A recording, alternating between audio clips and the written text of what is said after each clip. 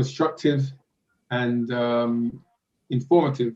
And so this is a real part two. But just going to wait a few more minutes because I can see we've probably got a handful more people to register. The numbers are going up. I'm just comparing to what I'm seeing, who's registered.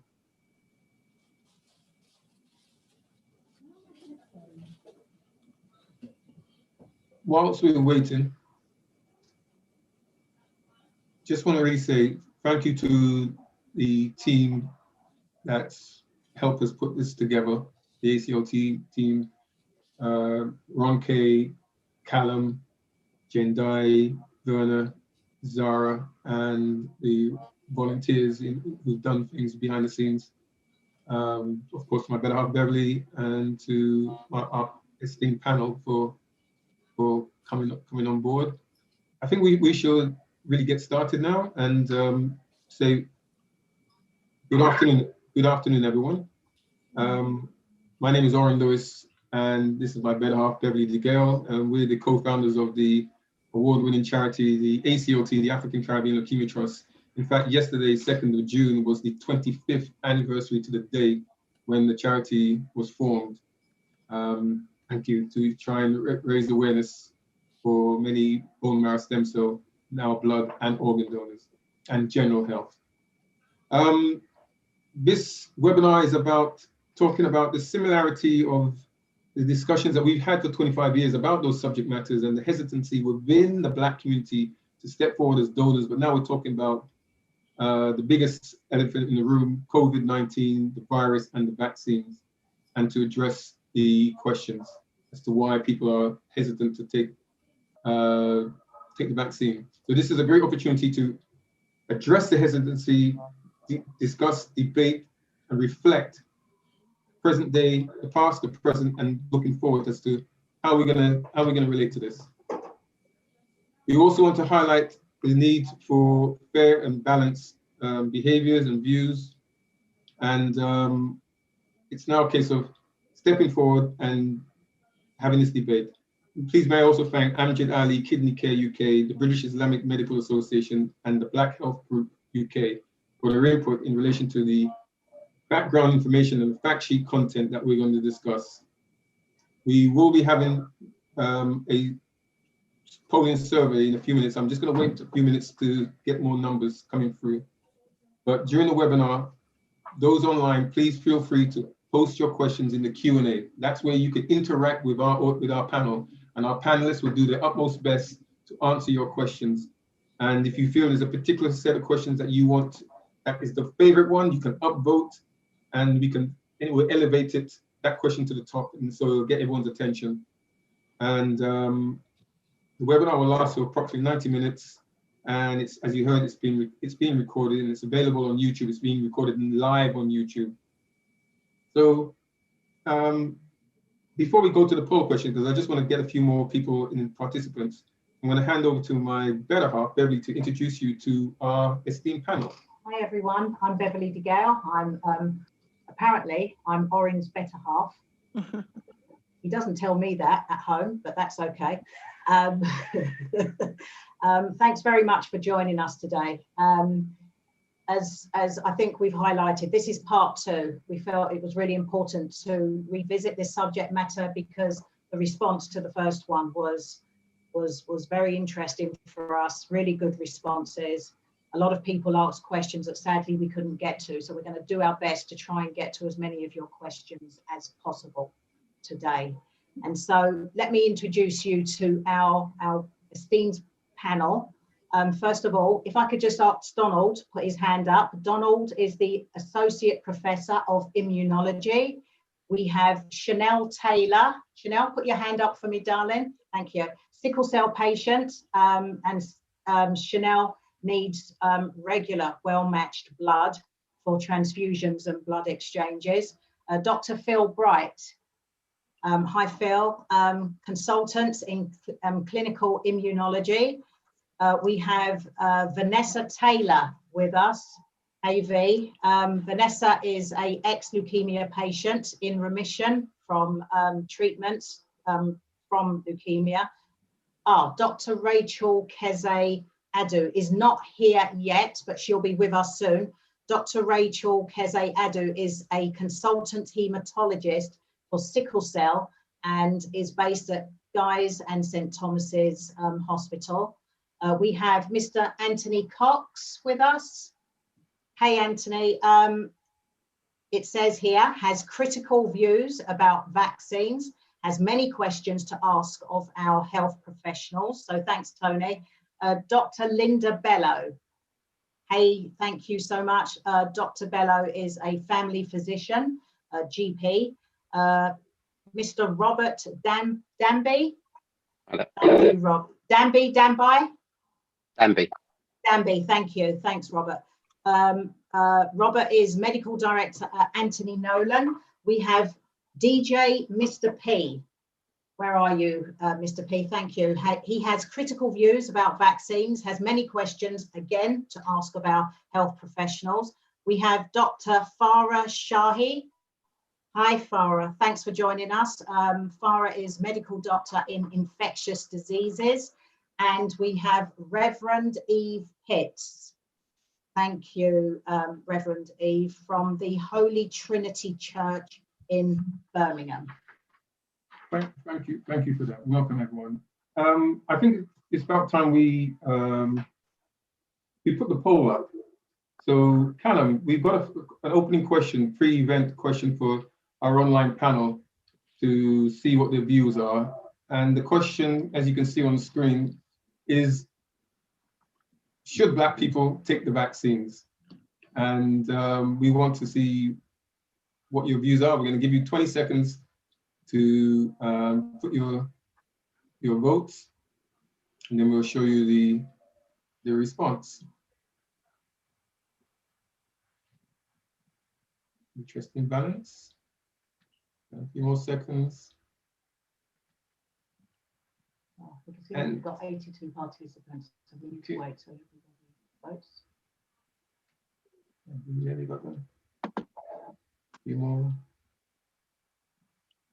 Don't think everyone's voted, but we've got a good split. Let's make a note of that.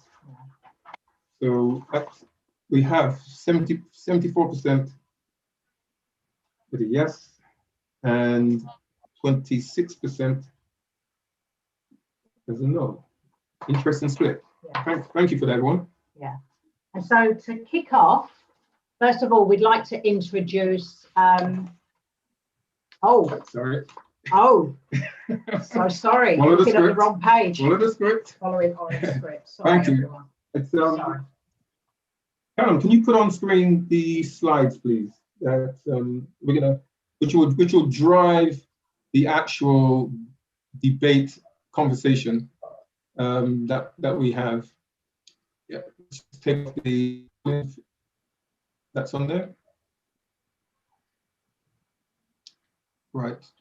Well, let's just make sure I can see the screen. Okay, here we go. So we've got a whole heap of questions that we thought should be the driving force of today's debate. As you can see, there's quite a list on there to do with the virus and the treatment options. If people are for the vaccine, what is the type? Which one's safer? What's in it? Do they work? Are they safe? We go to the next slide, please.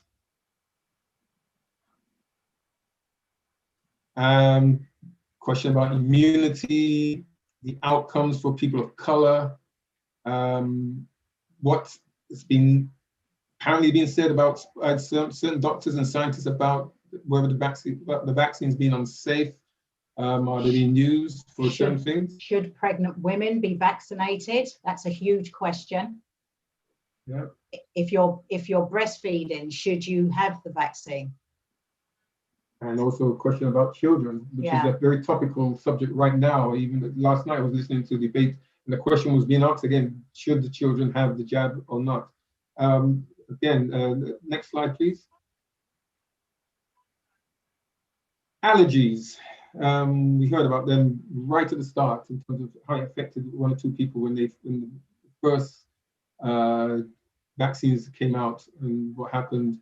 Those with immunosuppressant systems We've got a couple of individuals, patients right now who are in that zone.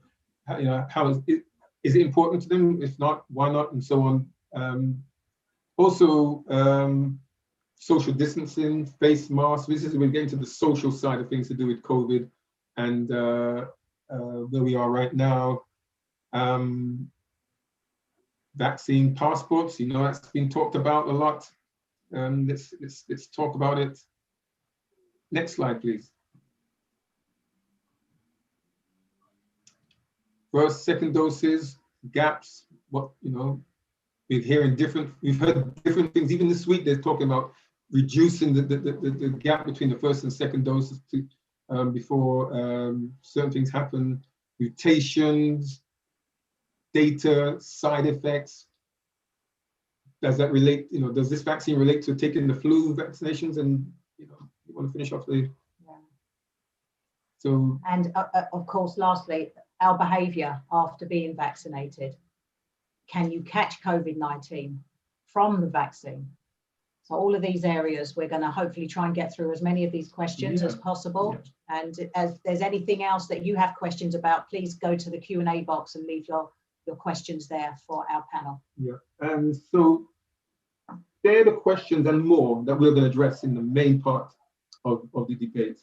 But before we get to that, we know why we're having this discussion. In the Black community, and I'll ask Callum to take me to the next slide, there is some deep-seated problems and based on mistrust, based on facts, things which were done to Black people in the past, which we can't hide away and dispel, whether it be the Tuskegee syphilis experiment, the Henrietta Lacks stolen cancer cells for research, the Codrington slave breeding experimentation, and the one right at the bottom, Namibia's Shark Island genocide at the turn of the last century, concentration camps by the Nazis. That was in the news only days ago because Germany finally admitted and to it happening and also apologized to what they did 100 years ago, just over 100 years ago, and they put aside something like 700, closing in about 800 million either euros or dollars or pounds, I'm not sure the exact currency, as a way of saying sorry. So these are the things that happen, and then you throw in a bit of religious things that are being said in terms of what people believe or not believe. The microchip Pfizer vaccine, there's a video that was doing the rounds. The Bill Gates scenario about his input into this discussion in terms of control, population control, trying to get rid of certain populations. We've all seen and heard it. And the vaccine we've heard about, you know, right at the start, vaccine control for 5G, tracking population control, and there are more. So these are all the things that are fueling a lot of debate, especially on online. So that is really sort of the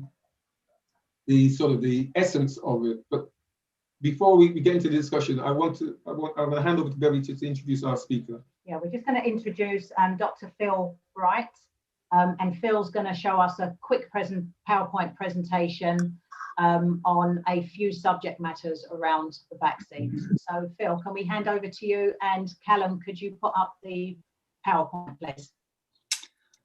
We probably don't need the first slide quite yet. Okay. Okay. Oh yeah, that's fine. Yeah. Yeah, back to that slide. Okay, so shall I just kick off, Oren and Beverly? Yeah. Yeah, yeah, just go for it, Phil. Hello, my name's Philip Bright. I'm a clinical immunology consultant. I'm a physician. But the reason I'm really been involved in this is that I have had some involvement in some of the vaccine studies. And I also involved in both assessment of patients with possible allergies to these vaccines. And I see immune deficient patients, and then there were considerations around whether or not they should receive the vaccines and how effective they will be. So anyway, I'm going to start by talking about what are vaccines. So vaccines are substances created to cause an immune response and provide protection against a particular infection. They're made by taking out a part or the whole of a bug, which causes an infection, such as meningitis or polio or COVID or lots of other ones, and altering this bug or part of the bug so that it doesn't cause an infection, but does trigger an immune response and protection from the disease in future. For COVID, this involved utilising a small part of the COVID virus on the outside called the spike protein. This is only a small part of the COVID virus, and it's produced, that spike protein is produced in different ways in different vaccines, but the end result is an immune response to this bit of bug, which then, the theory is it then gives you protection. So I'm going to talk about a few vaccine case studies. The biggest success story, in my view, of vaccination is a disease called smallpox, which was removed from the planet in 1980. The eradication of this disease is estimated to save 5 million lives a year. That's one person not dying of smallpox every 6 seconds because of vaccination. I'm going to give two further examples of the success of vaccination with some graphs, which are polio and meningitis. However, we could now be talking similarly about the success of vaccination in the UK with COVID, although the evidence around that is less marked compared to the two examples I'm going to give. So firstly, polio. Polio is an infectious disease which can cause paralysis. It's been eradicated from the world by vaccination, apart from in a few regions of Afghanistan and Pakistan. Can we get out my first slide, please? So first, I'd like to say a thank you to Public Health England, who published this graph and the other graphs I'm using in this presentation. And this graph shows the number of cases per year on the left-hand side, and years along the bottom. Now you can see from the graph that the reduction in polio in the UK following the introduction of vaccines, with reduction in cases to almost zero. And there are two vaccines that were introduced there, the Salk vaccine and the Sabin vaccine. Now to meningitis. So meningitis is a severe infectious disease that primarily affects children and young people and presents with headache, rash and fever, amongst other symptoms, and kills between 5 and 10% of those who have it. There are different bugs that cause this disease, but a bug called meningococcus is a major cause, and there are different types of this bug, defined by letters such as A, B, and C. Could you go on to the next slide, please? So I want you to look specifically at the black line that looks like a steep hill on the left, descending from around 1,000, which is the number of infections with type C of this bug, meningococcus. Now, a meningitis vaccination against meningococcus type C was introduced in 1999. And you can see from this graph how this worked, with reduction in cases to almost zero again. So it's a fantastic result of vaccination. So I'd summarize that vaccination is generally a safe and extremely effective way of reducing infectious disease. And it's estimated that current vaccines, so smallpox apart, save 5 lives every minute. So they have a significant impact on keeping us healthy. Next, I'd like to talk about vaccine development. So there has been an understandable concern from many individuals that the COVID vaccines have been developed too quickly. In my view, this is a cause for celebration rather than concern, and demonstrates how far we've come in vaccine development. And in future, we should be able to do this again if needed. I can assure you that the normal procedures for vaccine development have been followed, and that vaccines would not have been approved by independent national bodies had they not. There are some particular factors that have contributed to the speed at which the vaccines have been created and approved for COVID, which are, well, practically unlimited funding for these studies, massive collaborative working between doctors, drug companies, governments, and regulatory authorities.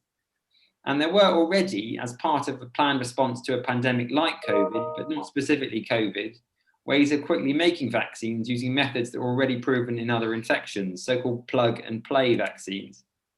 There were lots of people willing to take part in vaccine trials, and there was lots of COVID around, meaning that you could see a difference between vaccinated and unvaccinated groups quickly.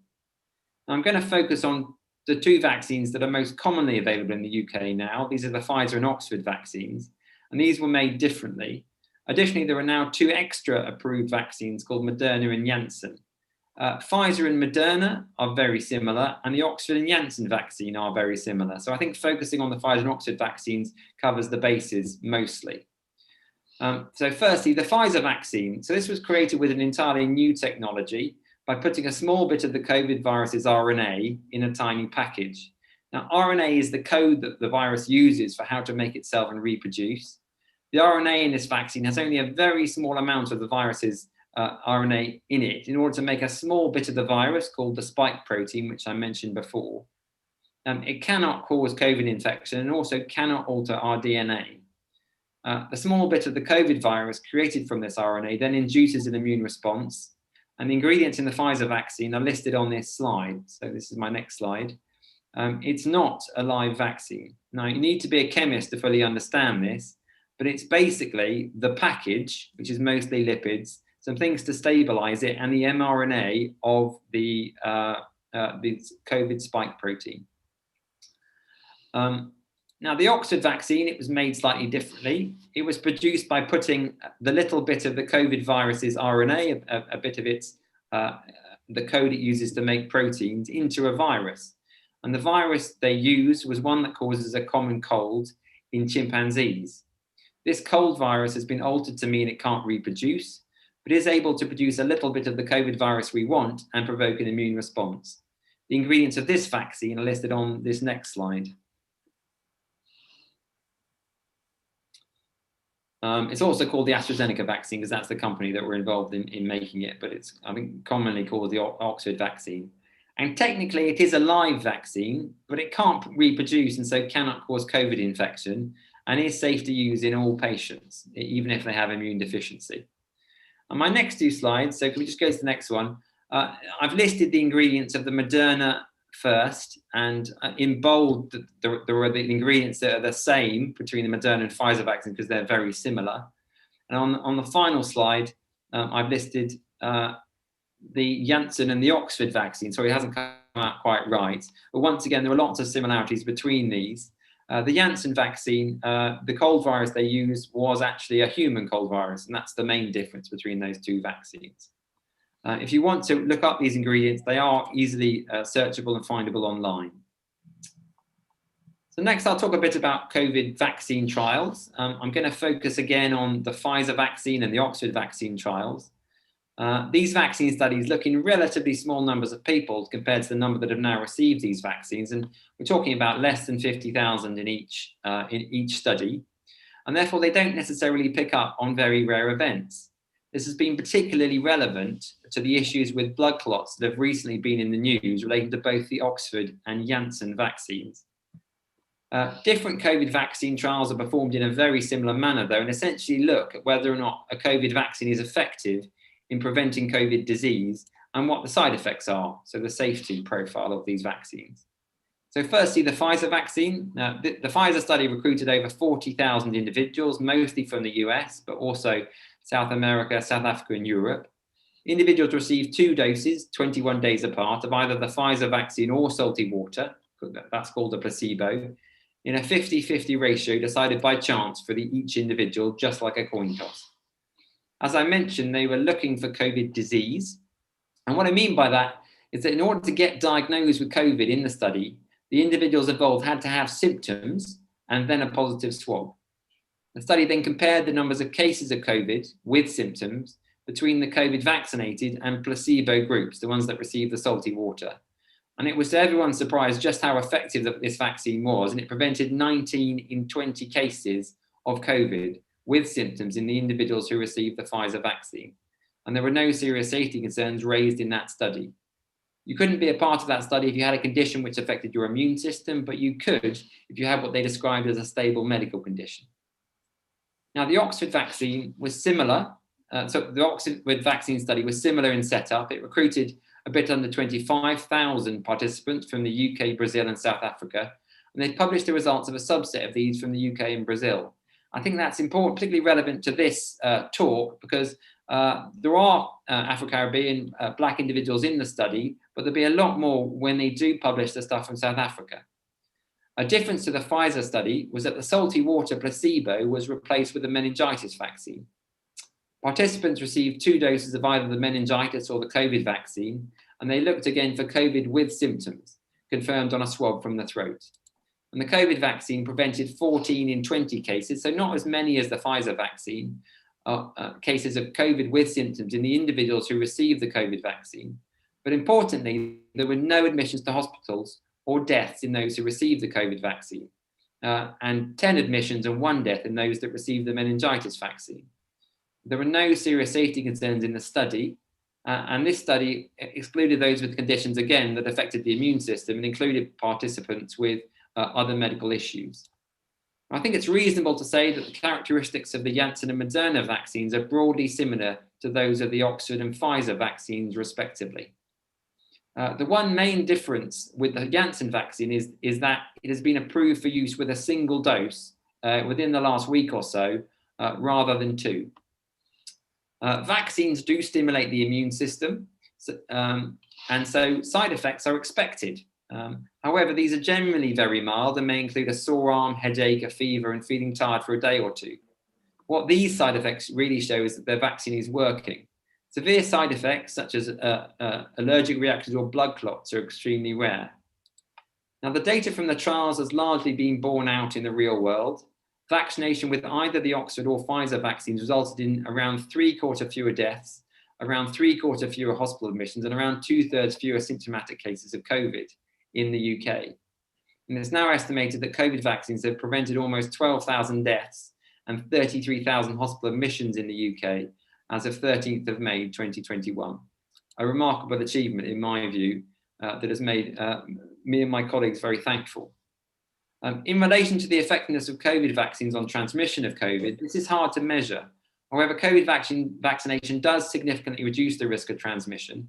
Estimates of how much widely vary, likely by a combination of both reducing the chance of getting infected and by reducing the infectivity, your chance of giving it to others, from those who have COVID infection. I'd now like to talk about COVID vaccines in Black groups. So firstly, I'd say that the similarities between different ethnicities and immune responses is much greater than any differences between them. Therefore, you can use data from non-Black groups and apply this to Black groups, and that's reasonable to do, although it's better to use evidence from Black groups directly. Now, it's true that recruitment of participants from Black groups in the studies I've mentioned was relatively low.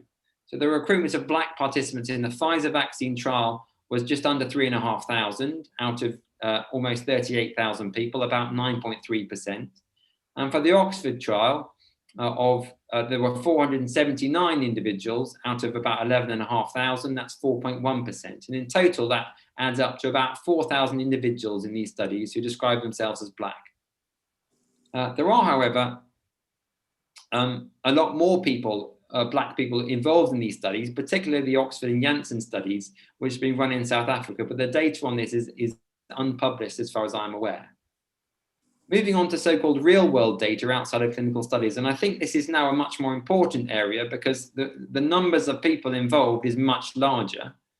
In the UK, up to the 7th of May, over 600,000 individuals describing their ethnicity as Black have received at least one dose of a COVID vaccine, without significant issues being raised as side effects in relation to those of that ethnicity. The percentage of the over 50s Black population that have received the vaccine is around 2/3, but this compares to over 90% for the white population of over 50s. This is, however, still a good uptake for a vaccine compared to all other vaccines. The only big safety concern that I personally regard as really significant is one that's been raised around blood clots. I'd like to briefly touch on this issue of a serious and sometimes fatal blood clot, particularly when it occurs in the brain. And this has been found in association with both the Oxford and the Janssen vaccines, but not the Pfizer or Moderna vaccines. The risk for the Oxford vaccine is estimated at about 1 in 100,000, with a higher risk generally in younger individuals, but this is still a really low risk. And the risk from the Janssen vaccine of these clots has been estimated at 1 in 250,000. You can't really directly compare these numbers due to differences in how the data is collected and the population is vaccinated, but the risk is low but real. However, in response to these issues, the UK national recommendations have been altered to recommend the use of the Pfizer or Moderna vaccines in those under 40, where the risk of severe COVID is lower and the risk of these blood clots is higher. It's likely that the COVID vaccines will not work as well in patients with underlying medical conditions, particularly ones that affect the immune system. This would include some blood disorders and blood cancers. However, it would be expected that there will be significant benefit in these groups from vaccination who have a high chance of severe COVID disease. And the way vaccines work is they reduce the severity of disease from like very severe to moderate to mild to asymptomatic. And so the hope is that it would have at least a significant effect in those individuals, but not as much as in patients with a normal immune system. in summary, I'd say to those watching that these vaccines are for you, for your family, and for your communities to prevent COVID infection in you and those around you. So I'm going to try and answer a few specific questions if Oren and Beverly are happy to give me a little bit more time. I've got 4 questions I was going to answer specifically. Would you like me to carry on, Oren? Yeah. So the first one is, which vaccine is best for me? The answer to this is if you are over 40, it's whichever one is offered to you first. For those under 40, it's either the Pfizer or the Moderna vaccine. We do not quite know where the Janssen vaccine is going to fit in with this, as it was only recently approved, but I think it's likely not to be offered to those under 40 due to the blood clot risk. The next question is about whether the vaccines are effective against the new variants, and this is still a rapidly evolving situation. I think that's going to continue. And I think the answer broadly is that it's likely to have some effect. The Oxford and Pfizer vaccines are effective against the currently circulating variants in the UK, although there is concern that they may not be as effective against the South Africa variant if that comes to our shores in significant amounts. This means it's likely that further vaccinations will be needed in future with slightly altered vaccines, and work on this is underway. I'd like to address the question about vaccination in pregnancy or when breastfeeding. So the answer is that it is recommended. It's recommended that pregnant women receive either the Pfizer or the Moderna vaccines, as there's been a bit more safety data on those in pregnancy. It's not that there are particular issues with the other vaccines. And it's also recommended that you receive the vaccine if you're breastfeeding. My final question is that there has been a query raised about whether COVID vaccination could make you infertile. This fiction comes from a blog of an epidemiologist in Germany who suggested that the COVID vaccine might create antibodies to a protein on eggs and sperm. There is, however, no evidence to support that COVID vaccines cause infertility in either men or women. So that's everything I wanted to say, and I'm happy to answer questions later on. Thank you. Okay, thank you very much. Thank you. I see hand there raised. I'm going to come to the panel in a second to ask questions in relation to the presentation, but thank you very much, Dr. Bright, for that presentation. And I really just want to, before we open it up, I want to ask of our 2 patients, our two patients who were with us back on February the 25th of part 1. You had certain views, Vanessa and Chanel, about the vaccine. What's your view now? What's your journey been since the 25th of February to now in relation to your relationship with the vaccines? Can we just ask Vanessa first? Hi. Yeah. Hi. So my journey or my situation with this is, after the first conversation, I had my first jab. I had the Oxford. I'm actually due to have the second jab tomorrow. However, just recently, there's been a lot of conversation about, because I'm a blood cancer patient, I was diagnosed with leukemia in 2016. I was told I would need a stem cell, but none was ever found. So I ended up having 3 years of extensive chemotherapy. And, you know, the after effects or the effects of it, I still live with today. And recently I was just told after my last blood test that my neutrophils have dropped to 0.9.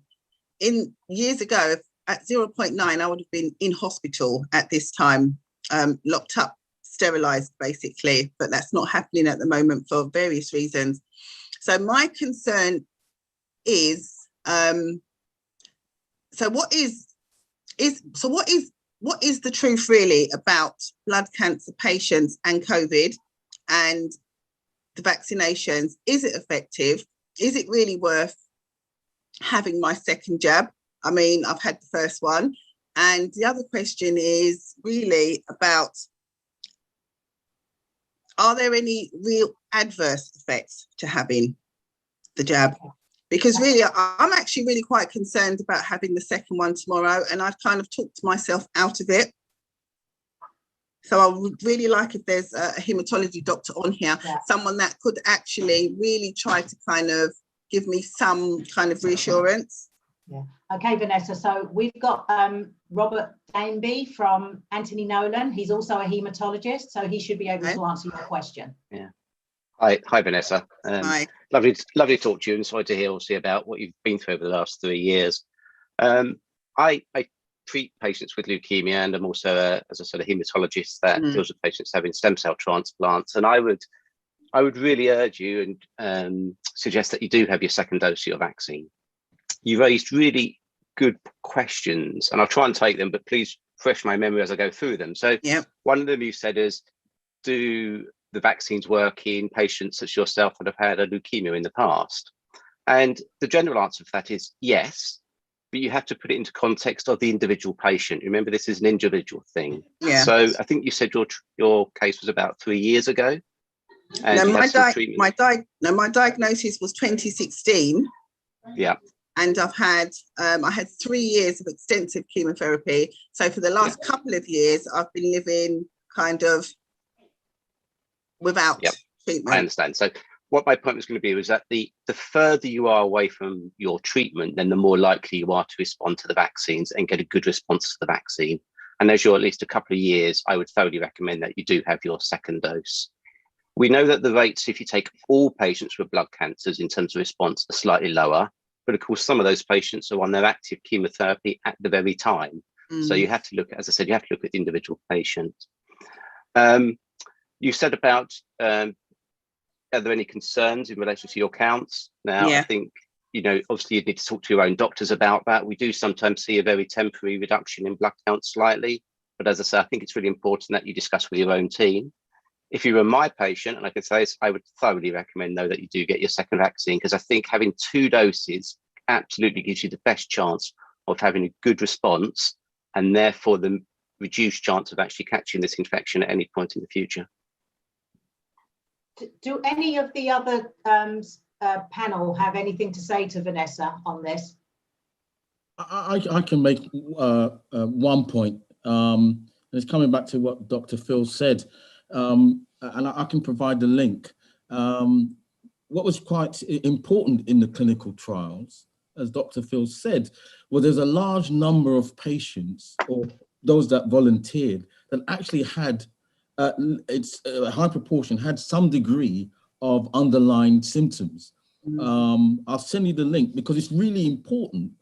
I think it was an amazing example of a clinical trial. And I don't know if folks know this, just to take a little bit of time, most clinical trials are actually done with healthy volunteers. This clinical trial was very different.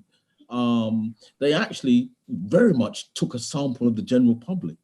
So you found that they were of diverse age. You found that some had diabetes, some had chronic diseases, et cetera, So they had varying sort of ailments, so to speak. And the data showed that they were all effective in producing, protective antibodies.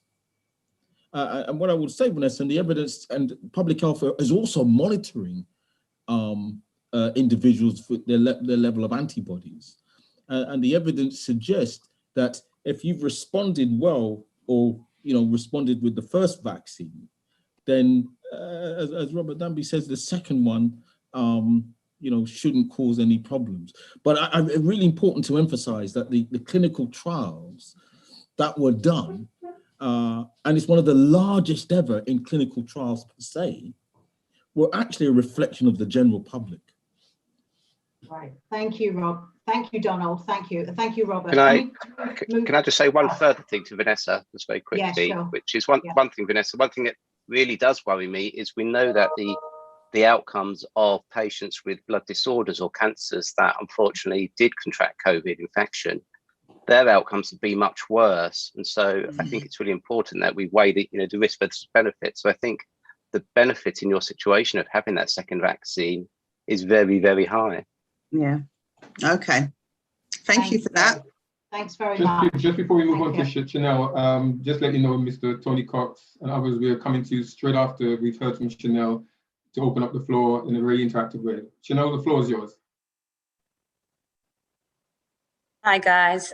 So yes, since the last conversation, I myself was a bit uncertain about taking the vaccine, but I definitely feel like it was definitely an informed conversation. However, my circumstances have changed quite slightly because me being a sickle cell patient, obviously the chances are quite high. And my personal circumstances are, my grand's in Ghana currently, and I'm power of attorney, and I'm the only one that is able to go and collect her. So over the last few weeks, few months, it's been, the deciding factor for me to take the vaccine or not. So, there's a few concerns and a few questions I do want to put forward, because in the beginning stages. Tell everybody what your condition is, darling, so that the sorry. I actually suffer from sickle cell, a blood disorder, and I have regular blood transfusions. So I have 7 units of blood every 5 weeks. And so me suffering with sickle cell, I know that a lot of my family and a lot of my consultants, they've been speaking to me about the vaccine. However, as I said before, my circumstances have changed and I'm in a bit of limbo. But since the last conversation, I remember, there was a difference between the AstraZeneca and the Pfizer. There was a discussion around, you just being able to, if you're offered the vaccine, just take it. And for me, that's always been in control of, my care plan and everything that is important to me with sickle cell. I want to be given a choice, so in the first instance, I was, given the choice of taking the AstraZeneca. Haven't taken the AstraZeneca, but now reports are, you can suffer from blood clots. My blood type is A negative, which is, a blood type that causes blood clots. So had I taken it, then I would be a bit, disappointed with the system. Now, with the Pfizer vaccine, they're now saying that, under 40s need to take it. And I guess the questions that I put forward are, how many clinical trials have taken place with sickle cell patients? And what is the data regarding that? Because I think the uncertainty for myself and a few sickle cell patients is, what are the lasting impacts of taking the Pfizer vaccine? We're being encouraged to take it, but at the same time, what is the lasting effects? What's the impacts it's going to have for the long term? Because every individual patient with sickle cell is different. Our pain threshold is different as well. So if, when I take the vaccine every year, or when I take Pneumovax every year, and the Pneumovax vaccine is given to sickle cell patients to help with their immune system and to help prevent things like pneumonia as well. So when I take those vaccines, I'm kind of mentally prepared already, what kind of pain I'm about to endure. With the Pfizer, I'm just not sure. It gives me a lot of anxiety. However, I'm in a situation where I need to go and get my gran if I want to see her. My gran needs to come back and see her great grandchildren. And it, this discussion definitely depends on my next steps. I have booked the Pfizer. However, I just want more reassurance here before I literally take the plunge. So, okay. My questions. Can we open that up? Who's the best person to answer Chanel's queries?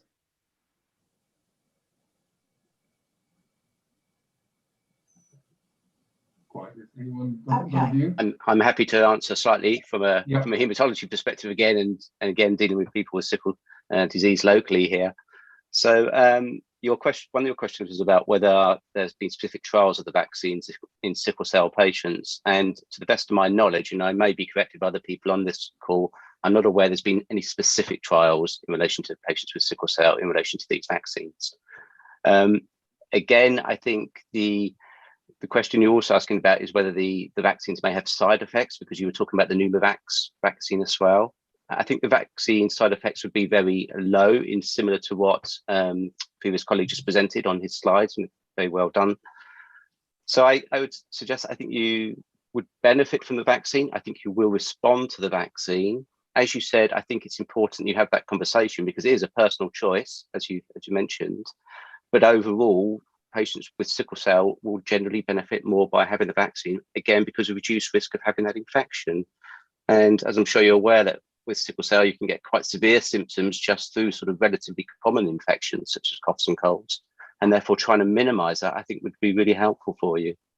but I understand your concerns. It's a real shame, Chanel, because we were supposed to have a Dr. Rachel Keze-Adu on the panel as well. She's on her way. She may still come on. Now, she is a consultant hematologist in sickle cell. So if she comes on, we can put your questions to her, okay? Because she's coming specifically for you, my dear. So let's hope that she comes on so that we can get those questions answered for you, okay? Okay, I want to break this open. Guys, Mr. Cox, go for it. Take myself off mute. Thank you very much, everybody. Once again, thank you for inviting me to this discussion. I wish to address some of the points raised before me by Dr. Phil Bright. Concise as you can, Tony, because we want to yeah, bring everyone else in. sure. So I'm just going to run through what I've written down based on what Mr. Phil Bright has said. Many vaccines are approved, but actually 150 plus vaccines were created. Only 4 or 5 to date have so far been approved.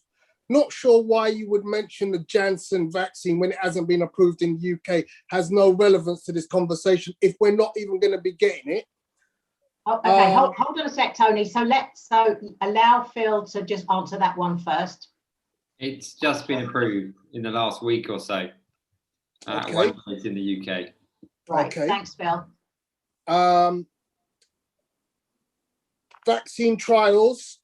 Your point about vaccine trials being able to be sped up, that's really funny because the vaccines still have trial date completions on the government website, which says that Pfizer doesn't complete until January 31st, 2023.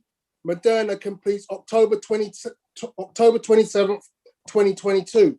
So that tells me that everybody who has those vaccines are still part of the clinical trial, which you apparently say is over. Right, hold on a sec, Anthony. Can anybody go back on that one for us, please? Sorry. Yeah, I can respond to that. So Right.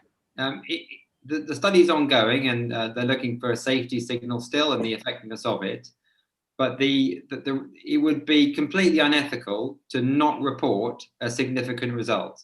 So because of the amount of COVID around, there was a signal that said that these vaccines work. So they reported before the vaccines have completed, and they will report again throughout the study if there are other findings, and then again at the end. Okay, thank you very much. Can I have one point to make? Yep, go. And to continue, and Anthony Cox has made some, really useful point.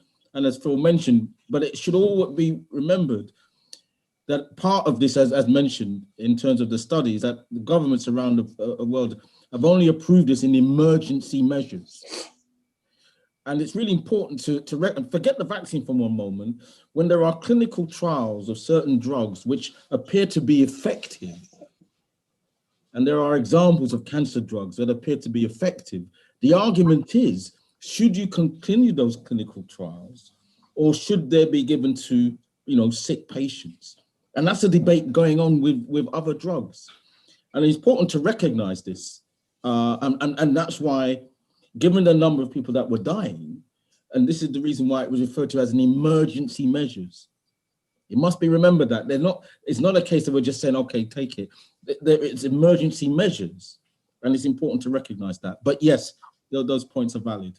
So I want to retort to that, if I may, because quite simply, if you look at the percentage of cases of vaccines which make it to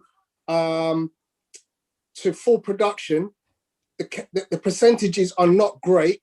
And if you look at the numbers of, there were some wonderful statistics about how great smallpox has been, but there was no mention about some of the damaging genocides that occurred around the spread of smallpox vaccination.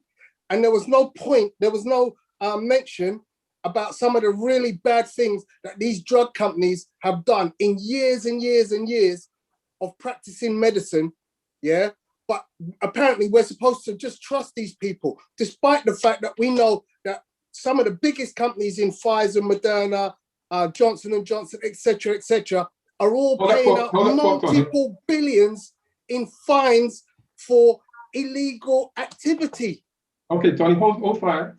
I want to open this up. Any comments, Dr. Shahi? I'm sorry, Beverly and Oren, I don't know if you can hear me. I've been online the whole time. Yeah. Can't see you properly. Hi. Yeah, Hi, sorry. Rachel. Yeah, thank you, Rachel. Hi. We're just waiting for a gap. But thank you very much. No Please, worries. please participate in this question. I was going to bring in Dr. Shahi, but also yourself, Rachel, if anyone could just come back to Tony on that. No, Dr. Shahi, go ahead, because I need to go back and speak to the young sickle patient, if that's okay. Yeah, okay. Yeah. Hi, Tony.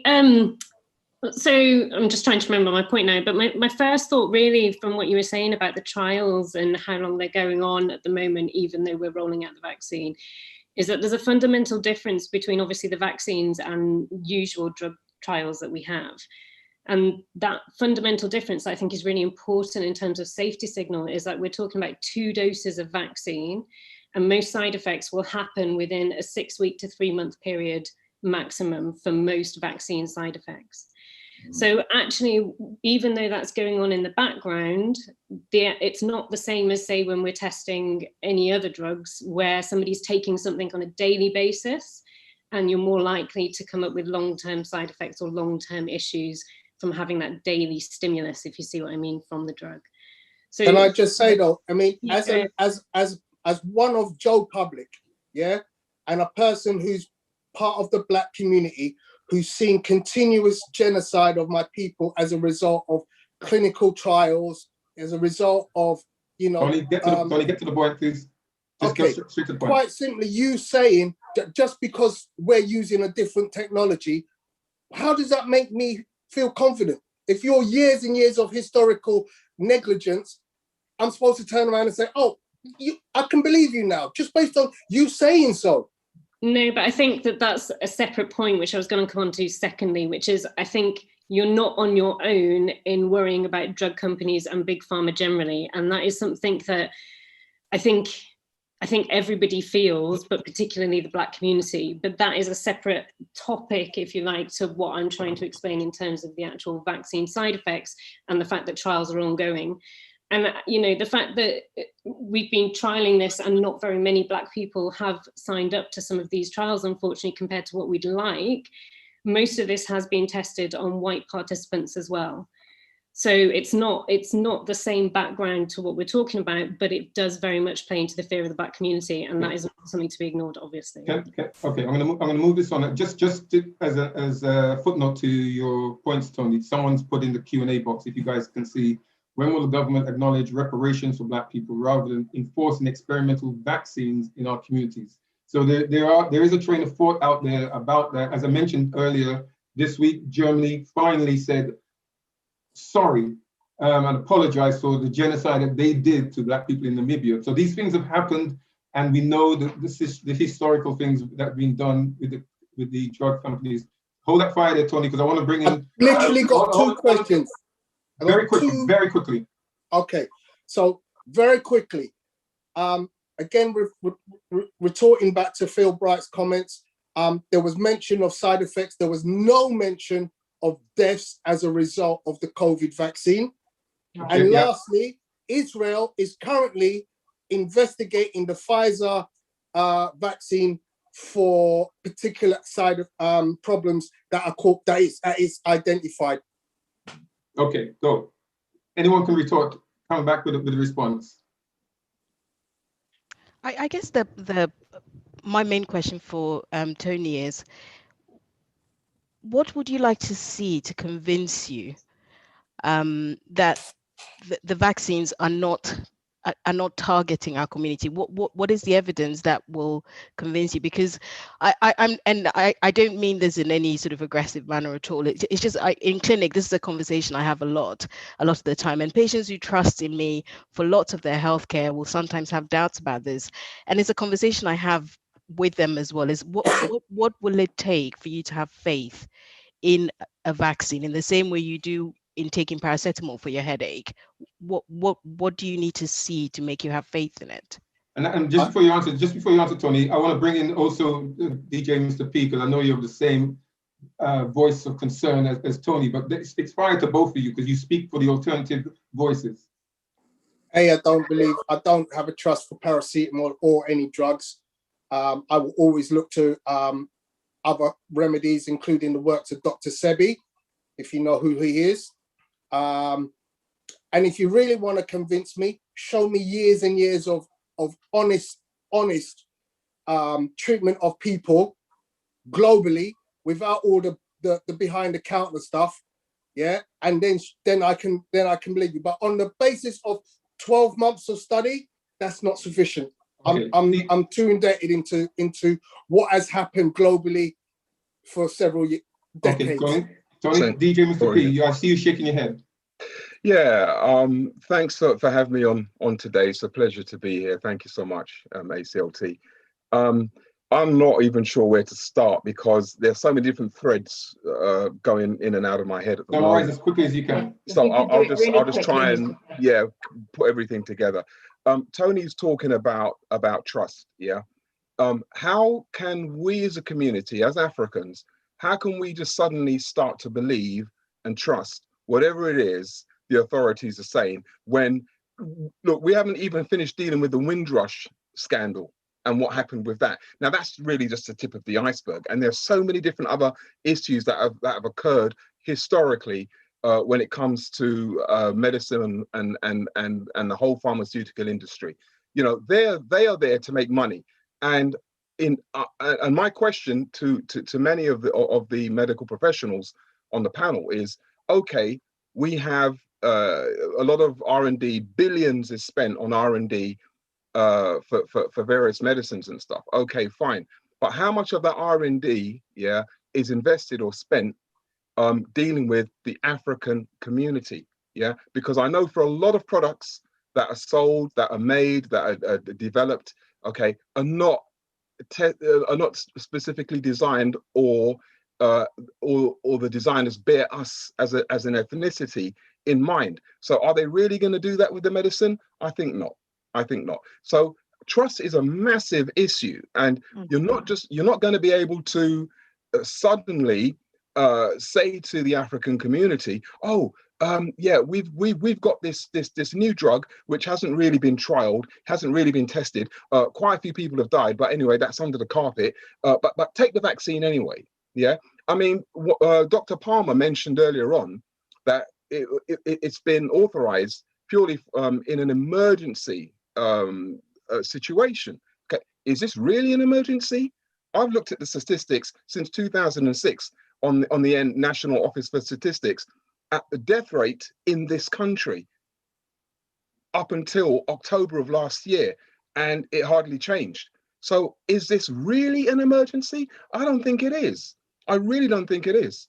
Okay, thank you. Let me just before we move try to answer that. You're talking about trust, and trust and faith in our community, the Black community, are strong key points. And I just want to bring in Reverend Eve Pitts. The faith side, you told us the feedback you were getting, the negative feedback you were getting back in February about this. Has it changed? Has the level of faith actually got better or worse in terms of the vaccine? Clearly, I can only speak from my personal experience, but when I had the vaccine, the first video I made, a lot of people responded in a way that took me totally by surprise, because I knew that there was a lot of distrust within the community for good reason. As has been said, you know, our history, polio, all of those things, we've had a really tough time. And a lot of people, after having made up my own mind privately, I didn't share this with anyone, and I didn't want to push it on anyone. I didn't want to force the community who had legitimate reasons for not trusting the government. But I felt I had a personal responsibility as a priest to listen to my own congregation and to listen to the community into which I was born. I don't love my community any less than anyone else, and I'm passionate about their health, and I work with them. I work with the people of this parish in the streets and in this church. And my job was to listen and make a decision for myself, and then said to the congregation and to the community, I understand your reasons for not trusting, but what I also understand is that I've taken a lot of funerals, an awful, huge number of people whom I have known and loved, young and old, middle-aged, people I grew up with have died. For your sake, please think about this. I can't force you to do it, Has it changed? I think if anything else, those who didn't want to do it 6 months ago are still saying, I'm going to do it, Reverend Eve, but just because I've seen you and you've taken it and we trust you. I don't really like that approach. I really want them to approach this from, yes, from a faith perspective, but from the perspective that, yes, we know that much has been done to harm us, but we can, for this occasion, trust the government sufficiently. Those of us who say, okay, for the benefit, I'll give you the benefit of the doubt, but I will also make a decision for my family and for those that I love around me and the faith communities. Now, a lot of people in my church with very faithful people who trust God deeply and would never ever say anything that undermines their faith are now beginning to say, well, my father died, you know, Reverend Eve, and I'm going to take it. And I never say yeah or yes or no, because it's not my decision. I chose to make the decision I did because I've seen the suffering, but I also understand totally and fully and continue to think about it, that people are still very, very hesitant about this because the government hasn't yet addressed. I'm not sure this is the right time, but at some point, the government has to, just like Germany, admit one of the problems with our culture, with the British culture, is that there's a reluctance to admit to the history of our people and indeed the history of the English nation. They're not going to. Sorry to cut you, Eve, but they're not going to. I don't think they're going to. Okay. Can we just, thank you, Reverend Eve, thank you. Can we just bring in Rachel? In response to Chanel's question, just to make sure that we get that question answered. It comes back to trust. Yes. Yeah. So as far as sickle cell is concerned, we are very encouraging of our patients getting the vaccine. So one of the things that happen in the UK is sickle care is sectioned into 10 sections that covers all of England and Wales. So right from the start, we've been collecting data on sickle patients because we were quite worried about how COVID would affect our population. And in the first wave, it did look really quite dire, but in over the year of collecting information, it looks slightly better than we had feared, but COVID is definitely a worse condition in a sickle patient than in a non-sickle patient. So we're very keen in encouraging our patients to take the vaccine to protect themselves. So about 3% of our patients who have had COVID have passed on from it, sadly. We encountered exactly the same problems everyone else has. Things we're discussing today. In December through to January, a lot of resistance about the vaccination. But actually, the most powerful testimony for taking the vaccination has come from patients, not from me. I joined the trials because of exactly the issues in our community. So I was on the Oxford AstraZeneca trial from about April because I wanted to be able to say to my patients, I am on the trial. I have faith in this. It is not targeting our community. We have a global pandemic, which unfortunately seems to affect our community more adversely. Let's do something to try and counteract that. My patients, thankfully, over the last 4 months, actually, patient testimony has been quite effective. So the more patients who've taken the vaccine and have been fine has encouraged more people to go and have it. For Chanel specifically, so the Pfizer vaccine, so I sort of anecdotally thought the Pfizer vaccine was slightly better tolerated in sickle patients than the Oxford AstraZeneca, just because I would always speak to people in the day unit and people seem to have less of an arm ache than if they got the Oxford AstraZeneca. But realistically, we just want you to have the protection you need. If you need to go to Ghana to go and pick up your Ghana is amber. The flight there will be high risk. Being in Accra will be high risk, and the flight back is high risk. So the advantage for you for getting the vaccination is you protect yourself against the infection, and you just feel a bit more secure, needing to do what you need to do to protect your family. That's all I wanted to say. Rachel, Chanel mentioned something about, Chanel, what did you say is your blood group and the risk of blood clots? A negative. Sorry, I'm A negative. My blood type's A negative. So the association between blood groups and thrombosis risk, which is the risk of forming clots, isn't as fixed as lots of things. Your sickle cell probably puts you at a higher risk of clot than your blood type, actually. But the main thing to note, and Dr. Phil can back me up on this, is for the 1 in 100,000 patients who are presenting with the clots, they are not the patients we're expecting at all. So I'm a hematologist, I see lots of patients with clots. So I would have thought if a vaccine is going to cause clots, then we're going to see it in sickle patients because the risk is high. We're going to see it in our patients who have old clots. We're going to see it in people who have underlying risks like thrombophilia or APS. That's not who is getting the clots.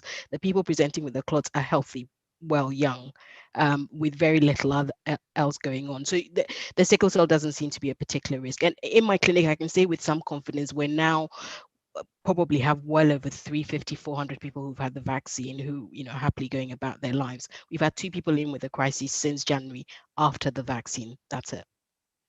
Thank you. Can I just say, Janelle, do you have any other? Very quickly. No, just quickly, just on the subject of trust, I just thought while trust was mentioned, I think what I'm going to take away from this is I know we're all individual with who we trust and what, you know, how we trust people. But I think for me, I have to trust that, you know, I get regular blood transfusions. And if that is the best quality of life for me to lead a better quality of life, I've trusted this process for 18 months. All I can do is put my trust in this vaccine and, you know, hope that, you know, it does better for me, because it depends on who you're receiving the trust from, what care you're receiving from as well. So I think it's down to the individual rather than, you know, blaming, you know, the system all the time. But I'm just going to talk from personal experience. But while we was on the subject of trust, I think we should all just think about why we're trusting, who we're trusting, what the care is for, and, you know, what the longer term impacts on the individual is for. So, but thank you as well. Thank you, Dr. Radu. Thank you, Rachel. Dr. Linda Bello, I can see from the Q&As that you're burning up a storm with your responses to the questions. I just wonder if you can give everyone a flavor of what you're seeing, what the type of questions you're being asked. Yes, yeah, there's so many questions. I mean, one of the ones I wanted to answer live was there was one about the inconsistencies of vaccinators. So some of us wearing gloves and aprons, some of us not having any gloves on. And just to say that, obviously, when we're vaccinating you, there's no bodily fluids involved, so we don't really need to be wearing gloves. So some of us will just have our bare hands, but which we will wash in between patients. But obviously, because we're in the COVID era, some of us are sort of used to wearing gloves and aprons to cover our clothes that we're going to go home with. But we're changing the gloves in between the patients. So don't think that the doctor is worn that same glove the whole time. And the doctor that has no gloves on has washed their hands in between or used alcohol robes. There are lots of questions. I think there's a very good comment here from Dr. Ngwa, who's one of my colleagues, just a comment for Mr. Cox, that COVID-19 also causes myocarditis in many sufferers. So in response to the headline he was showing us, and that there's been data from Germany that shows that up to 40% of patients that have had COVID can have myocarditis. So obviously, with everything, you need to have a risk versus benefit approach with that. Lots and lots of patients who've had sickle cell saying how they have taken the vaccine, they've had no side effects, they will recommend it to everyone, and they want to protect their family. So a lot of that recurrent theme in the Q&A is just putting the support to say, listen, we should be having the vaccine. Other people commenting to say that, listen, we should not forget that people are dying from COVID, you can't just say that because you're well and you've been lucky that you're not in a high-risk job and you're not going to get COVID, that you have the luxury not to have this vaccine. It's really important that people know. So people like us, healthcare professionals, people in the front line, I have to take the vaccine because, if I get COVID, or if I can give that to my patients, I have to keep people safe. So this is what it's really important that we really don't have a choice. And I think a lot of people get that we don't have a choice. We've forgotten what's happening in India, that could have been us, without the vaccine. So I think it's really important. So there's loads more questions in there. I see Dr. Palmer has his hand up. but lots of other people just saying how they've had relatives that have died, lots of people with medical conditions that they're immunosuppressed asking whether they should be having the vaccines. And what I should add as a GP is that we're always there to take your calls and speak to you about choice of vaccine. Sometimes we don't have the choice of vaccine, but we're always happy to help. Just on that note, before I come to you guys with your hands up, there's a note from a good friend of ours, Dr. Brenda Marina in the United States. She's made a comment here since you're talking about following on from your point, Dr. Linda Burns, where she says, thank you very much for this conversation. In the United States, one of the concerns is that there's been an excess of vaccines because of low response to receiving the vaccine. There is fear that these vaccines are distributed to the Black community.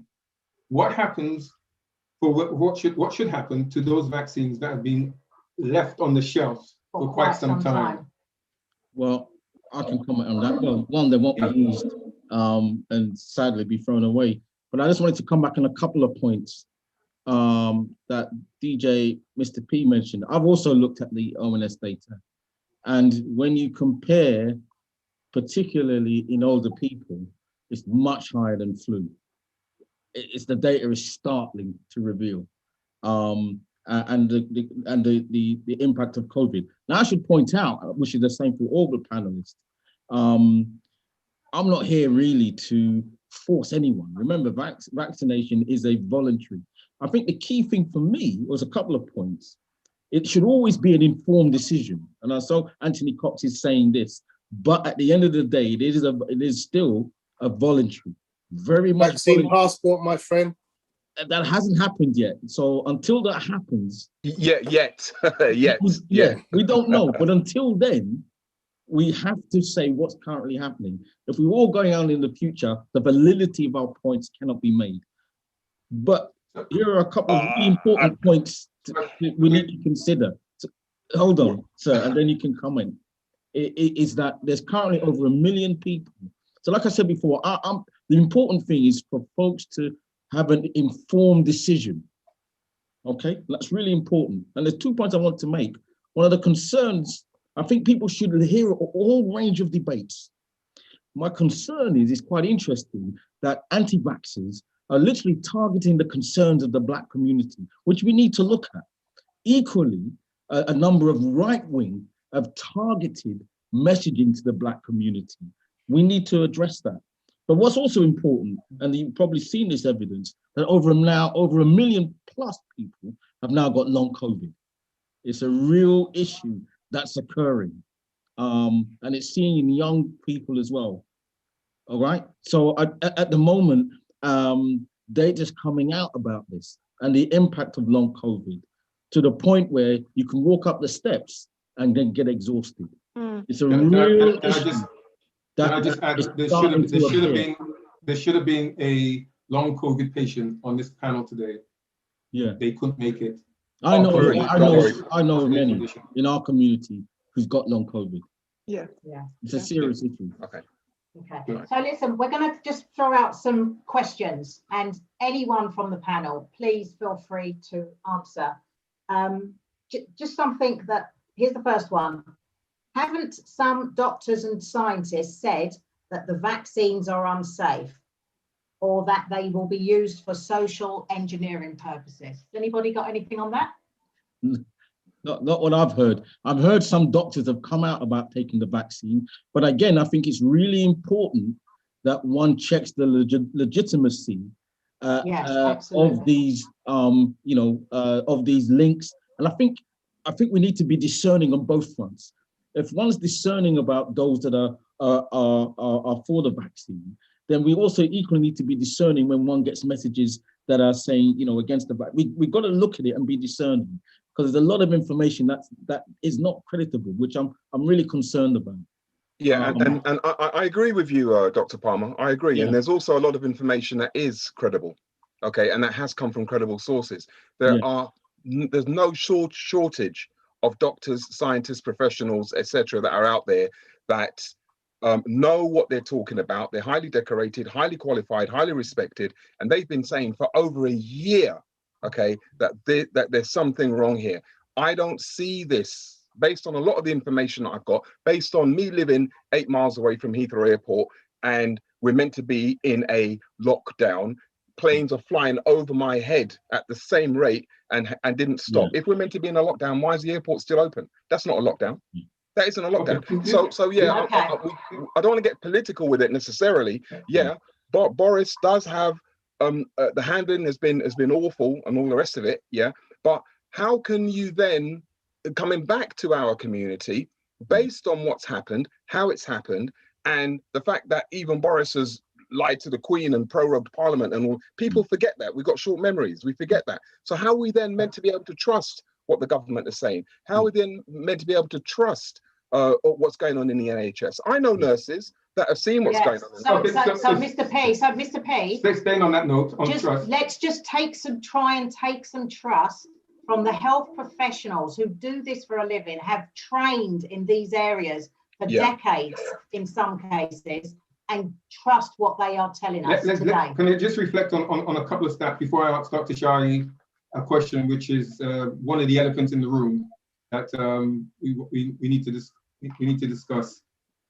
The stats which Dr. Bright mentioned earlier are from a Black perspective are worrying. If you look at the over 50s, COVID,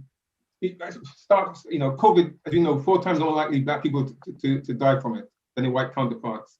The percentage of over 50s, the take-up is way lower. It's less than 70% in the Black in the Caribbean community, and just over 72%, 71% in the African community. When you look at the over 80s, again, it's very low. It's up to 74% in the over 80s. Now, when you combine all the figures, and I've got this spreadsheet in front of me going back to May the 7th, and I counted all the 5 different categories where you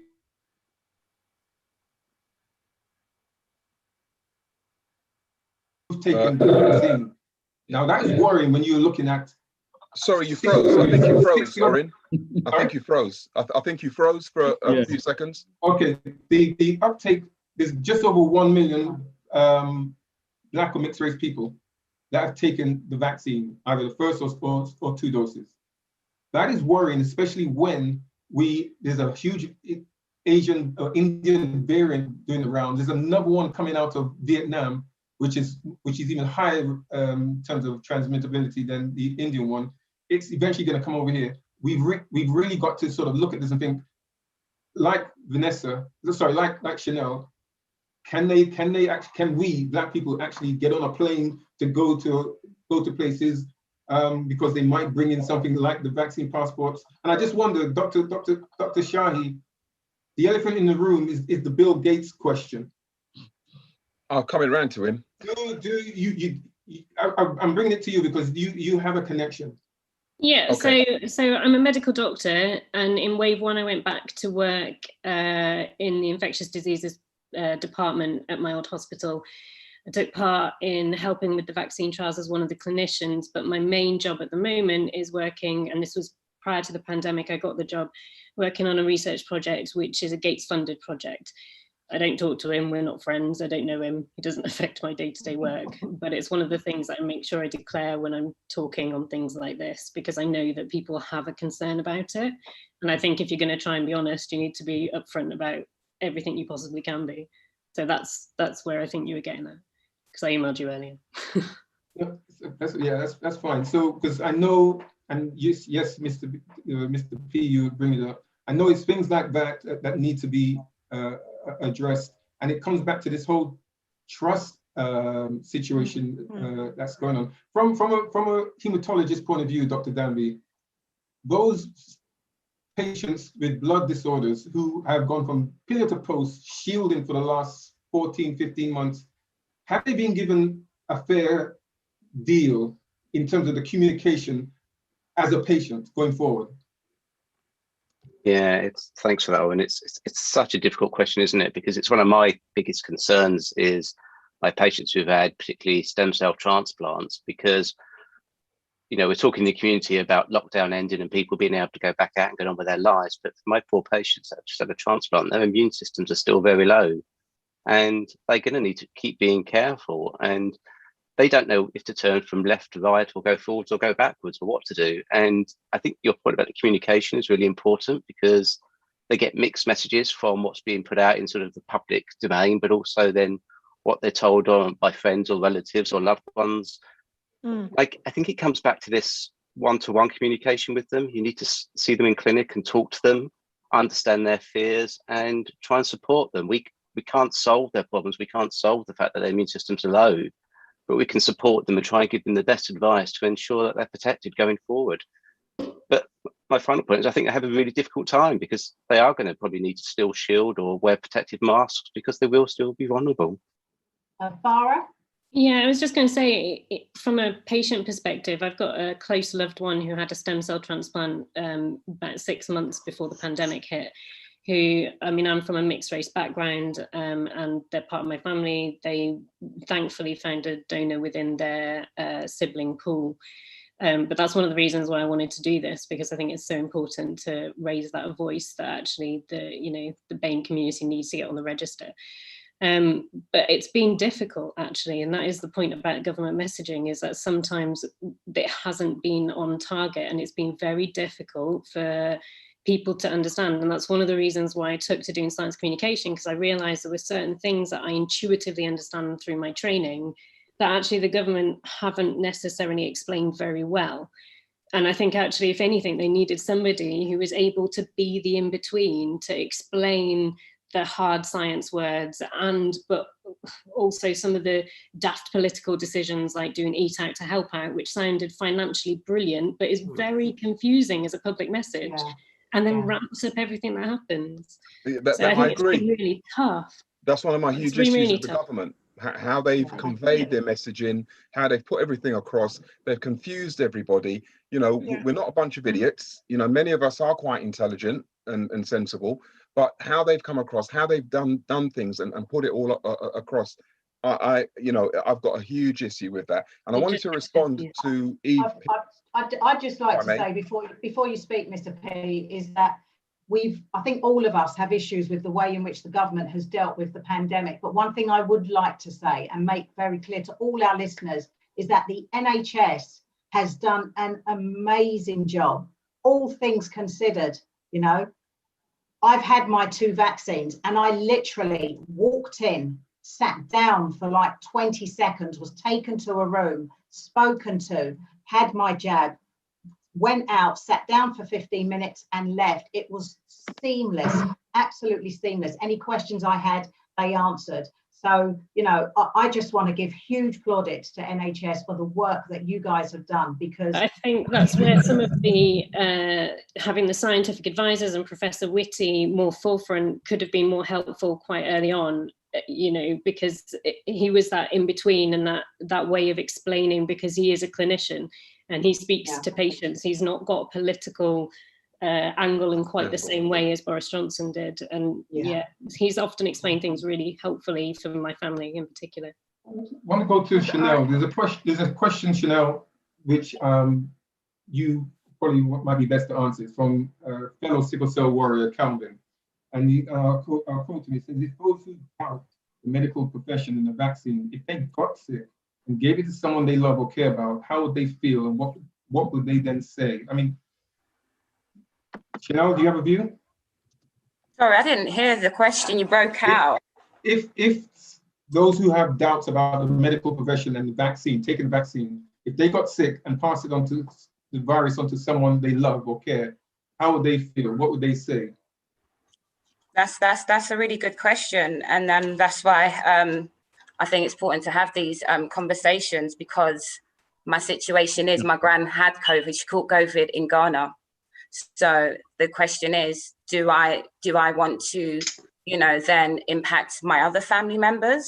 You don't, do you? So, you know, when you see a loved one going through COVID, that's the most scariest thing ever. And this is why it's prompted me to just really think about, you know, me taking the vaccine. My grandma's 72. She left here healthy, walking. My grandma's not walking right now. She has 24-hour care right now. So, Calvin, great question. Thank you for that question, but it's definitely an eye-opener, and we definitely need to really consider our options as sickle cell patients as well, because sickle cell patients, the impact is detrimental. Thank you. Eve? Yes, Reverend Eve? I want to say, as a parish priest here and within our wider community, I continue to encourage them, because we have lost so many people in this locality here in Birchfield, and not to mention other parts of the country where I've gone to take funerals. And it doesn't question your faith. And I think many of the elders wondered if it would question and undermine their faith. And I want to say to them, and I have said to them and will continue to say, it does not mean that you do not believe in God, or you're not being able to trust God. You know, I have no problems. I cannot see the contradiction between trusting honest science and faith. And for me, they're not, you can divide them if you wish, but I don't see them as a contradiction. So I will continue to implore, especially middle-aged men and women around here and around about Birmingham, to say, it is not going to undermine your faith. Continue to trust God. You will continue to trust him as long as you live, but you can also trust the medical profession. There are trustworthy people, and yes, and yes, and yes, there are governments in our country and all over the world who have no good reason. We have no good reason to trust them.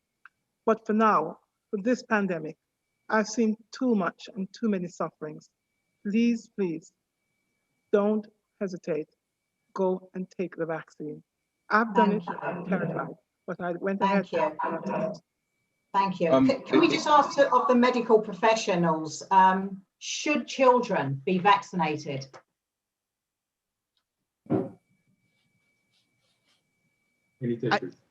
I can probably answer some of that. In the world of sickle cell, vaccines have gone down to age 18, and in clinic recently I saw a 16-year-old who has been vaccinated, and there's an argument being made for making sure we push down to probably 12. So I think there are trials ongoing to collect the data. Kids who are particularly high risk will probably be offered it much earlier than healthy kids who are moving around. I will second what Eve is saying. I don't have strong views on what DJ, Mr. P and Mr. Cox are saying. I will just encourage you, your views are your views, but when you share them, can you just share them in the context of you encourage everyone to kind of make their own minds up as well, rather than trying to influence people in how they make their minds up. For me as a medical professional who's worked through both waves in my trust, which is an acute trust, I've gone through both of them. So I can tell you for a fact, it is not a fake. I work in a South London hospital. It was horrific. I do not want to do it again. I really don't want to have to go through another COVID wave again. And it'd be I think that one of my nurses who had difficulty with the vaccine, the conversation we had was when we were in ITU, we basically looked at the beds in ITU, and then I asked her to compare it to a train journey on the London Underground and look at the proportions of different shades of skin color that were in the ITU beds compared to a tube train. And for us, it was visible. We saw it. We know our community is being affected, and we know we need the protection. So just encourage people to do their own research and make decisions for themselves. That's probably the main thing I want to pass on. Can I just retort to that? Just a sec, Tony. Just a second. Dr. Phil, you was going to add in regards to children having jabs. Well, I think I had two comments. One is to say that there are vaccine studies ongoing in children, or they're getting started now. But I don't think we should be vaccinating children now, because there's a load of people, particularly in India, who need those vaccines more than we do, and that's where they should be going. Right. So my number one, my 2 points are this. Rachel, I didn't ever say COVID wasn't real. So your comment indicated that we were saying that COVID wasn't real. Nobody has ever said that, neither myself or Dr. P. Secondly,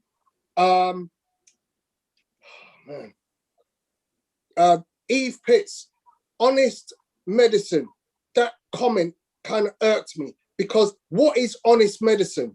Yeah. Is not red meat carcinogenic? If red meat is carcinogenic, should we be pushing red meat in the way that we do? Why is the government not telling people, well, hang on, cut down your red meat because you're going to get less cases of cancer? Cancer is the #1 killer in the world. Yeah. So honest medicine, I'm not feeling that statement, because we know honest medicine don't exist. Yeah. Dr. Eve. You mean Reverend Eve? Reverend Eve, sorry. I am not saying for one moment that anyone should deny any critical faculty. I'm not saying that. I have never encouraged anyone to not ask questions of your doctor. And the reason I use that statement is because I believe it works. I believe it works. Okay. Thank you. Thank you. Just another couple of questions. What should we be doing to keep ourselves safe after we've had the vaccines? Any takers? I think keep following the hands, face, space rule, particularly at the moment with the circulation of variants. Because even though the vaccines reduce your risk of both contracting and transmitting the virus, it doesn't necessarily eradicate it. And therefore, what we don't want is circulating rates, because that obviously allows the propagation of different variants in themselves as well. So I think for now, unfortunately, it's a keep going, and we'll see how we get on. And just on that, before we come to the next question, face masks, should we still continue when we go out into the public domain, especially in enclosed spaces? I think really that's kind of based around also June 21st. You know, what is the likelihood that that date will be honoured, or in your opinions, with everything that we're seeing, especially with the data, is there a chance that actually that date could be pushed back? My personal opinion is that it should be pushed back. Any other takers? I agree. I think where we are currently works for most of us quite well. So I also agree with that. Okay. Can I respond to the priest, Eve? Yeah. Eve, please. Mm-hmm. You mentioned earlier on that you've held many services for funerals. Yeah. Okay, and I am sorry to hear that. I can empathise. I've got a question. This question is really for the medical people on the panel. Yeah, and that is, why is it that once you've had a COVID test, and if you die within 28 days of that COVID test, they put on your death certificate that you've died from COVID when you could have been hit by a bus? Why is it that they've been doing that? As we're talking about, you know, as Eve mentioned, you know, deaths and stuff. Okay. Why is that? Can anybody answer that question? Yeah, so obviously if you were hit by a bus and COVID had nothing to do with it, then they wouldn't necessarily put COVID on the death certificate, but it might be counted in the general figures that somebody had COVID within 28 days of their death, for example. But could that not be seen as massaging? Could that not be seen as massaging figures? Well, for a start, we're all if it's not related to the death, why is it being mentioned? Sorry, can I just answer your questions there? Yeah, go on. So in terms of the 28-day rule, it's slightly arbitrary, but most people will become more severely unwell 14 days after a positive test. Usually there is like a 2-week lag. So there's usually about a 6 to 14 day lag between actually being exposed to the virus and getting it, and then another 2 weeks between getting it and becoming very unwell. And even then, you may end up in ICU and be on ICU and ventilators for 2 weeks to a month until, unfortunately, you may then not survive. And that's where that sort of 1 month arbitrary figure sort of came from. They actually do go into much more detail, so you can have a look on the Gov PHE website and it'll explain exactly how it breaks it down, which I don't have up on my screen at the moment, but essentially it does discuss why it does it and how it does it, but it's essentially an arbitrary way of measuring the death rates. Okay, all right. I have quite a few medical professionals. Sorry? Yeah, very quickly. Yeah, I have quite a few medical professionals in my family. I have a niece who's a nurse, younger sister who's a nurse, an older sister who's a senior nurse who spends most of her time working in surgery with surgeons and stuff. I was sent a video by one of them of a doctor in France, and this, I think, not Robert Darby, I think it might be Dr. Phil that mentioned about children having vaccines. Well, this doctor had 40 healthy young people between 15 and 30, yeah, and 40 of them after having the vaccine died, and they couldn't explain why that had happened. Yeah, this happened in France. This happened in, I've got the video. I've got the video of this doctor in France saying that. So getting back to the point regarding whether or not young healthy children should be having the vaccine, I don't think they should. If they're strong and they're healthy, why would you need the vaccine? I don't have or have never worn a mask. I carry on my business as I normally do it each and every day. I'll go about my business. I get on buses, trains and tubes. I go into banks. I go into all the different supermarkets. I don't wear a mask. Okay. But I'm not saying that I'm special. Because none of us have seen the video or can substantiate it, we can't comment on it. But does anybody have a response for Mr. P in regards to what he's just said? So a couple of things. Firstly, I'd say that masks are actually more about protecting other people than yourself. So I think that's an important thing to remember, that, you know, as a member of the community, I quite like the idea that I can help prevent passing on COVID to other people. And that was initially my reason. It was a bonus to find out that actually masks may also help myself as we come to reopen. In terms of your comment about children, at the moment, from the data that we're getting, I think going down to the age of 12 would probably be a good idea in terms of circulating rates within secondary schools. I think younger than 12, I have had discussions with paediatricians. I'm not a paediatrician, so I've not had to treat children with COVID, who are very keen, actually, from the cases that they've seen, that children also get vaccinated. And that's not just from transmission, but it's to prevent their long COVID symptoms and the risk of a particular inflammatory disorder called MIS-C.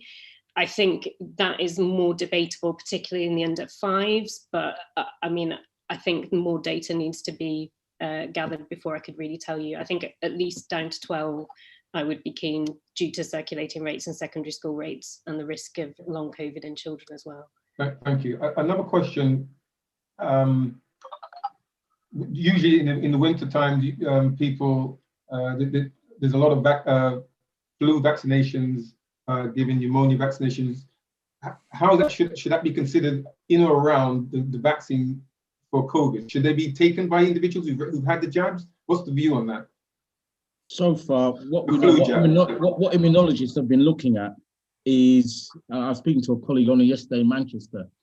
The advice, and I know they've been giving this to doctors, is that when the vaccine was being administered in the early part of the year, if you did have a flu jab, it's best to wait for at least a week or two before you then get COVID.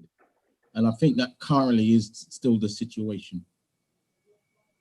So yeah, you can administer, but so far the idea is to wait at least a week, if not at least 2, before you then do the COVID. There's a study going on at the moment called FluCov that's based in Bristol, around my area, that is looking at the safety data around administering them together. But for the moment, Dr. Palmer's right. Thank you. Okay, so we've got a couple of questions that were sent into us, into the office, and we just really want to do these before we wind everything up. First question was, the guidance for pregnant women changed in April to bring us to a place where all pregnant women are being invited to have the jab, and then it says in brackets, Pfizer or Moderna, when their age group is called. What are the pros and cons of vaccination for a healthy pregnant woman and her baby in the 3rd trimester?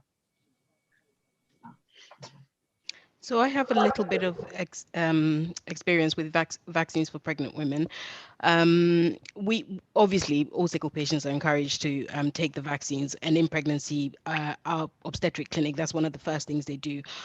We've had a couple of quite poor outcomes in pregnant sickle patients with the COVID infection, so we definitely encourage it. But in the general population, in the first wave, and in fact, up until December, I think, women who were pregnant in the 3rd trimester were shielding, so they were asked to stay at home and not go out and mix with the general population at all, because the risk to them was thought to be that significant. That has been relaxed a little bit since about late September or so last year, but there is thought to be a significant enough risk from COVID that vaccination is encouraged for pregnant women. And because most women who are pregnant will be younger than 40, then they get the Pfizer and Moderna for the same reasons Dr. Phil mentioned earlier.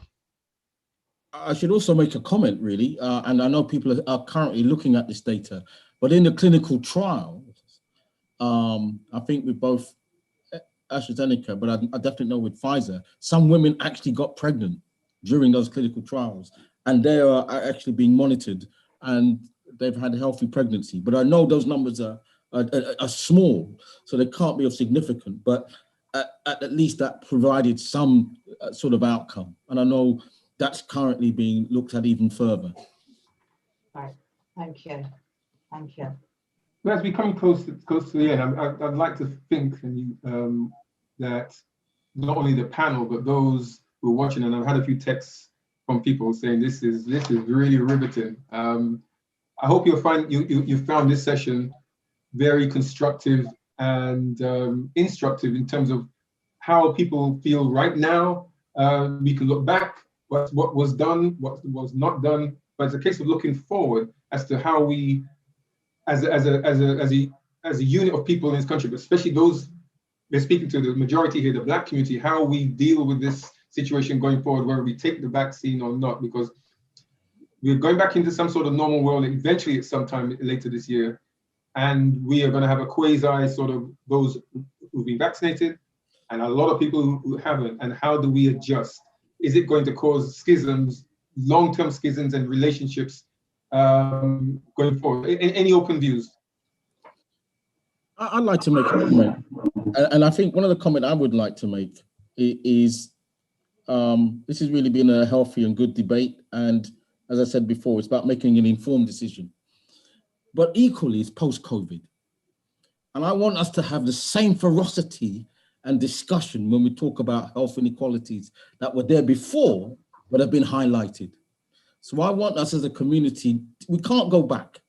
No. COVID has highlighted some important issues in our community in terms of health inequality. So we need to have discussions with the authorities and people and powers that be to look at, for example, the inequality around pregnancy with Black women or and other areas of hypertension, etc. So we need to take the points that have been raised, the agency. This is what I refer to. I don't refer to it as vaccine hesitancy. I refer to it as vaccine agency. We need to take that and actually look for real change in terms of health outcomes. So Anthony, I want to make sure you are and Dr. and DJMP, you are there for the discussion when we are talking about other important health inequalities that exist in our community. I'm with you. I'm with you. Tony, quickly.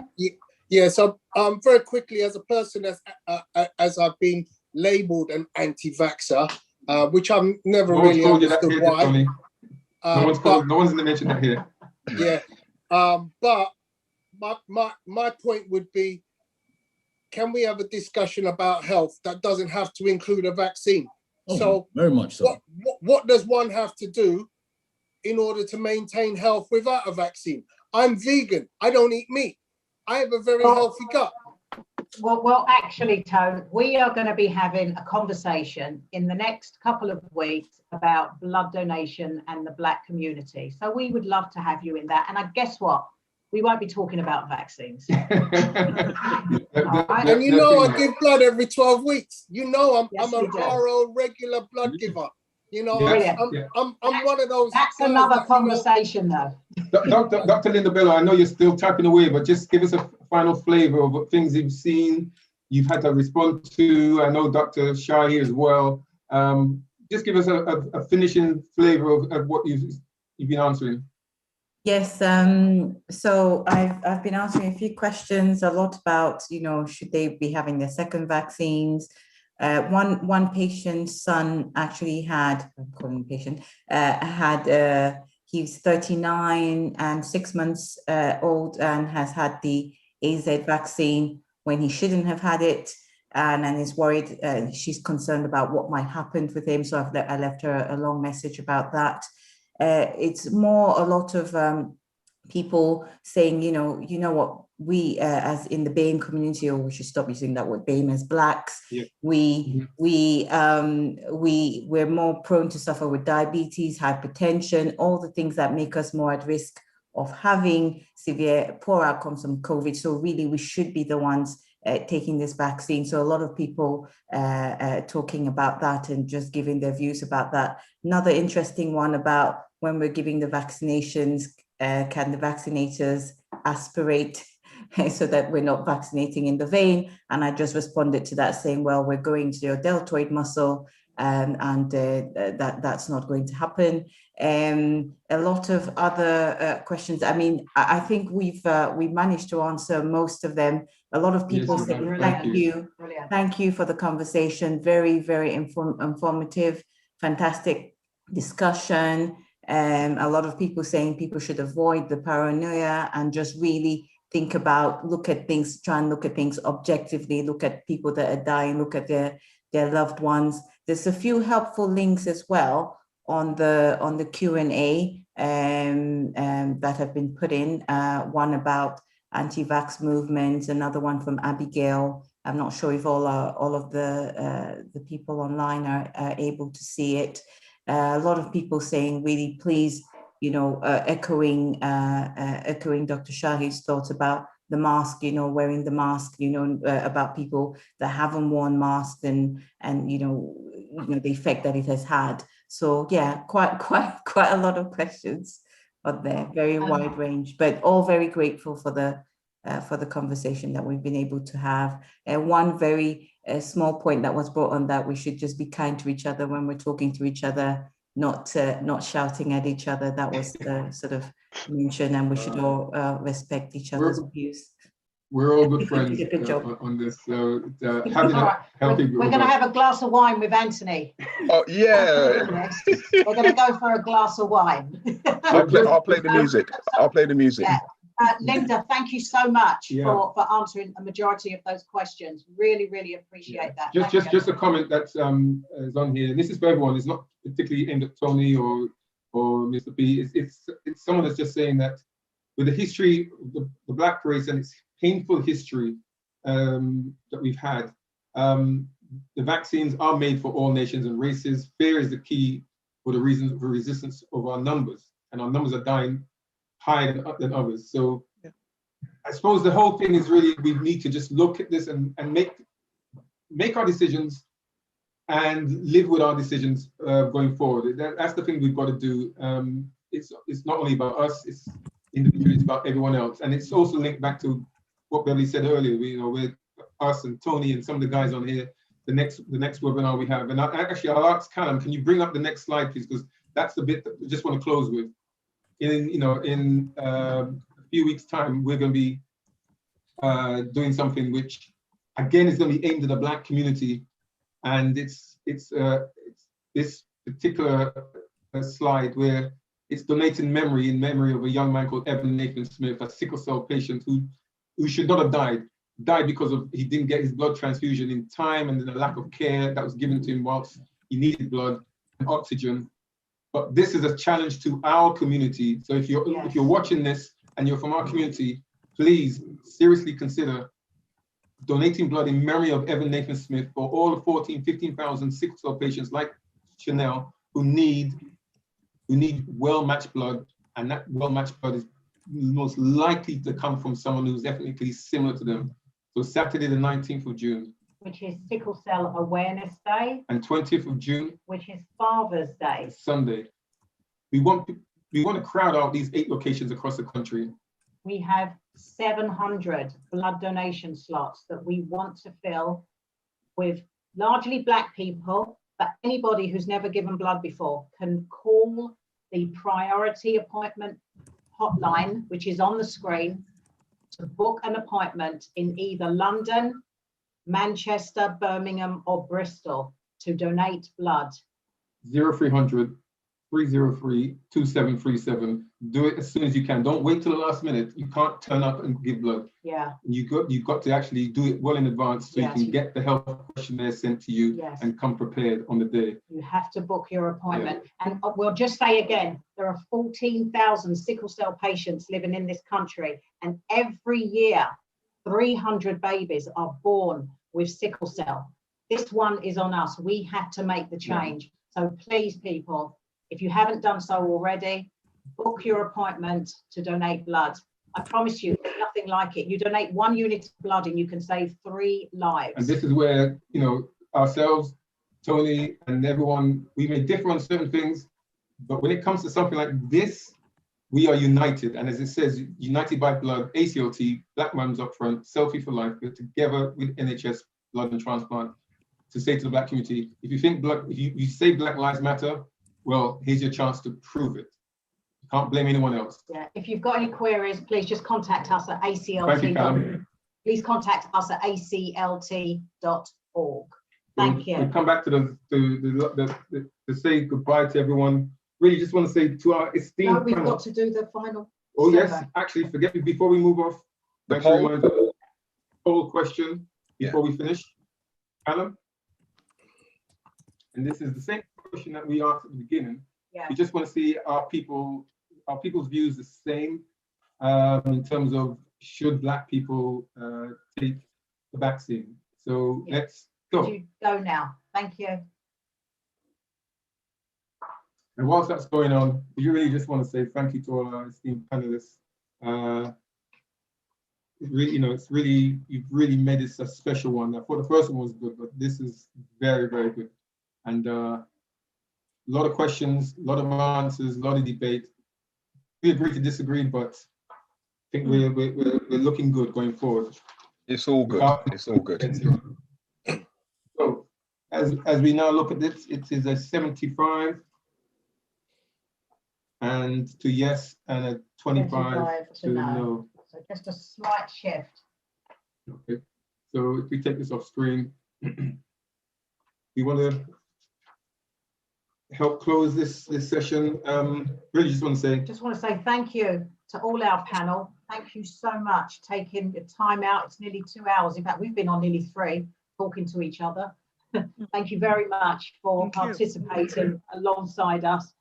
To everybody who's tuned in, thank you. We really hope that we have answered all your questions. If there's anything else you need to know from us or from any of the panel, actually, just contact us at info@aclt.org and just let us know what you want to know, and then we'll come back to you. We could get your number or we'll just email you and back. just to say, the final one in the series of webinars is on Monday, the 14th of June, the week before the blood sessions, the following weekend. It's going to be Black people. Let's talk about blood donation. And let's get this show on the road. Let's get myself really having a conversation about that, because it's in our hands. This one's in our hands to make a difference. Thank you so much, and have a great evening, everyone. Thank you. Really appreciate it. Thank you. See ya. Thanks. Bye. Bye. Bye. Stay safe. Bye, guys. Bye. Bye. Thank you. Take care.